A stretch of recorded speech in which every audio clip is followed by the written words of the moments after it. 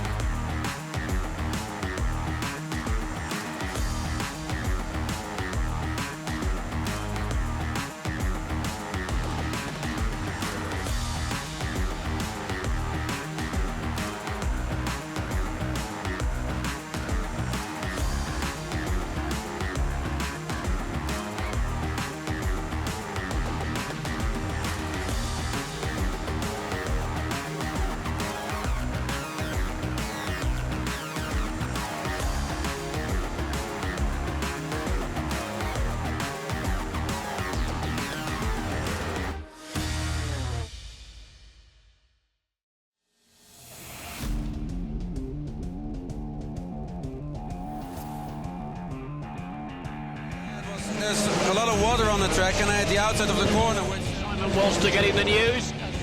Would you have been? Probably a little bit, yeah. It's not the ideal situation to crash before the start, but you know, with these conditions, it can catch you out sometimes. In fairness, he's not a man who makes very many mistakes. No, exactly. And 57 in the NGT class is Stefan Ortelli, who put that in pole for the first time. The NGT car he's put in pole. Just behind him, battles raging a few minutes ago. It stopped raining, all of a sudden it's absolutely pouring down again.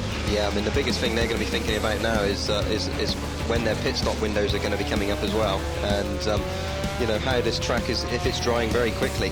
They need to be keeping an eye on that, because it's going to be a tyre situation when it's coming to the pit stops on whether they go for an intermediate or maybe a slick, or whether they stay with a wet. I mean, it's difficult to say at the moment, but there's going to be some things up in the air.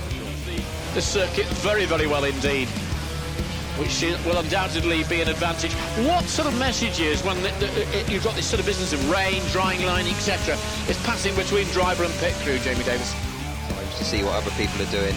At the moment, I'd imagine everybody's still going to be on the wet tyre, so you know they're all going to be doing the muchness to lap times. But if somebody comes in and makes a change, that's when the teams are really going to monitor to see what times they. Yeah, he's having a little battle there, but it's 57 that goes through. And right at the front, the gap now between Haysmans and Bouchou is 6.794 after 5 laps. On the top 6 board appears Jamie Campbell-Walter. It's moving up through nicely, 25 seconds off of the lead, but with a 3-hour race, it's not totally out of question that he can pull that back. NGT having their own at the A1 ring, eventual retirement there. Ortelli in second spot, Dumes in third spot, and I'll tell you who is coming through very quickly. It's through. Back aboard we go with Stefano Ortelli, currently in second place in NGT. And it is starting to dry a little bit. You said the dry line, again, the rain for the moment has stopped, evidence of that in the windscreen wipers aren't going. He's got a clear track, of course. If he gets amongst cars again, that wiper will have to go. Yeah, I mean, there's the circuit at the moment is still far too wet to be changing tyres.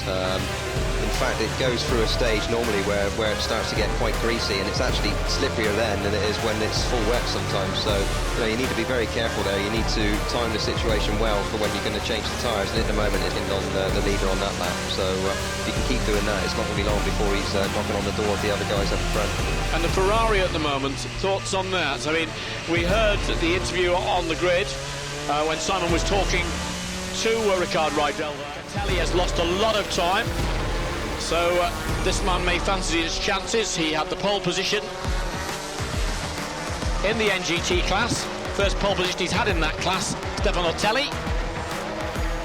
Riccatelli gone faster than Delista Storm, but Bailey and Springer, in fact Julian Bailey of course, set the fastest lap, 1:40.252. That a few laps ago. You're on board with British driver Robin Liddell, looking for a podium in FIA GT. So Jamie Campbell-Walter on the podium. We hope, right, obviously, that on the podium will be Robin Liddell with Stefano Ortelli. And of course, Mike Jordan will be on the podium also. So it's going to be a fair British showing, provided that Jamie Campbell-Walter, and provided that this man, Robin Liddell, takes the NGT car to the finish in the top 3 places. There's the car looking from a high camera angle as it comes onto the start and finish straight. See, still on this lap as we go back aboard with second placed Robin Liddell on the Porsche 996 GT3R Trail, chasing the Porsche of Philip Peter. Liddell it will be who will have the honour of taking this car to the checkered flag, and to at least second place on the podium. Jean-Pierre Jarier goes through. This is the Liddell car, locking up a little bit there. You've got to be careful all the time though, haven't you? Because, you know, somebody makes a mistake in front of you and you go from 0 to 0 in absolutely no time at all. Oh yeah, for sure. Just got to be very, very careful. Don't put wheel wrong, basically. I mean, you have to, a lot of concentration still at this stage of the race. Just like I said before, just keep your eyes about, keep the wits about you, and don't try and make too many risks. Just keep it nice and neat. The art of class racing is to be able to race looking ahead of you and in the mirror at the same time. Very, very difficult situation. You know, with the more powerful cars, then they're just concentrating on their driving and overtaking the slower back markers. But for the Porsches and for the other Ferrari, it's a bigger problem. They're having to concentrate on the road in front of them, race the guys in front of them, and also look out for the faster cars which are coming up from behind. Little sorted out the chicane neatly there, straightening it out nicely. It's going to take the right-hand corner onto the start and finish straight. Just less than 5 minutes, the clock counting down. It's second place in NGT, But he's looking. They're running the car very light to get the best time out of it. Absolutely so. If you're doing 3 laps, you don't need 4 laps worth of fuel. And finally, the fastest man in practice. Perhaps a little bit of a surprise in the Freisinger Motorsport Porsche. This is still a 2001 car. The 2002 car has been developed by Porsche, but not allowed to run it in this series because you're only allowed to change your car every 2 years in the FIA rules, which means the wider track they're not allowed to use, and the extra engine developments they're not allowed to use either. But actually, he's saying that on the Dunlop tyres, they've got a very, very nicely balanced car, and, well, very hopeful, Stefano Ortelli, of taking the battle to the Ferraris, and as he's shown by being fastest in qualifying, certainly been able to do that. Good one-lap exponent as well, really turning in very sharply. Does like a bit of a darty race car under him, but he's saying, you know, this car, they hope they'll be able to match the Ferraris with, particularly in terms of tyre wear as well. Yeah, basically the Porsche is a well-sorted car. They know exactly what they need to get the best out of it. And Ortelli's doing a great job at the moment. He's producing the goods in the practice. As long as he can keep this neat now, then you know, he could be well on to challenge the JMB car, but he just doesn't need to make any mistakes. Nice and aggressive through the chicane, and managed to avoid too much wheel spin there out of the tight left-hander. Certainly pushing quite hard. He certainly is. Little lock up there, that'll cost him a fraction. Now, we don't have the split times to judge it on. Oh, he's on the grass there. Yes, that could have cost him maybe a there tenth or goes so. all that traction. And again, you can see him trail braking down there as he turns in. You see the car bouncing a lot more on the curves compared to the Ferrari. It doesn't look quite so nice there. Very softly sprung, 141, 159, not fast enough. He goes second. So Pescatori has pole for Ferrari. Not quite able to offer an answer to Gabini. Here is our MGT leader, fastest in practice, Stefano Ortelli for Freisinger Motorsport, 996 GT3RS. Notice not an RS, as you see in the British GT Championship. The rules in the FIA series only allow you to introduce a new car every other year. So although there is a 2002 spec Porsche, they can't use it. How frustrating is that? But Ferrari are on a different cycle, and they have introduced the 2002 car, because last year they were using a year-old chassis, so it sort of goes in swings and roundabouts rhythm. But there is the second guy. It's not exactly a conservative drive from him either. Not at all, not at all. You can just see Pescatori there as he's changing gears, just got the paddles on the gear shift as well, so he doesn't have to move the hands off the steer wheel, just goes up and down the box on the paddles, just like Formula 1. On board with our NGT leader, the Monegasque Stefano Ortelli, former Le Mans winner for Porsche. And there aren't too many people that I would want to put in a 911 against him on a one-to-one head-to-head lap. He is a very, very quick NGT leader, yet to stop. Still Stefano Ortelli in the Freisinger Porsche. Yet to stop also second in the NGT category, the Ferrari of Christian, second place, not for the lead in GTs. But here is the big question mark. Nianarim in the Freisinger Porsche stopped 55 laps they've done, which is half distance. Now, they couldn't do that last year. They've leaned the car off as much as possible, but look at the advantage. They've got a 2-lap advantage over Christian Pescatori as he crossed the line, so that's actually a full lap and a bit more. Yeah, that's surprising actually to see that caption there. We're not entirely sure whether that's fully correct, but the 54 car is definitely running better on the fuel this season. 55 laps in the first stint was quite amazing, to be honest with you. So they're looking in good shape. If they can just make the one stop, then I think they've got it over the Ferrari this weekend. Quite amazing, and also right by the skin of their teeth, because when he got out of the car, Ortelli said he actually cruised into the pits downhill because he was out. Apart from that stop-and-go penalty, it'll be a tough job. But look at this, he's made it to the flag. And he's out there now just pushing.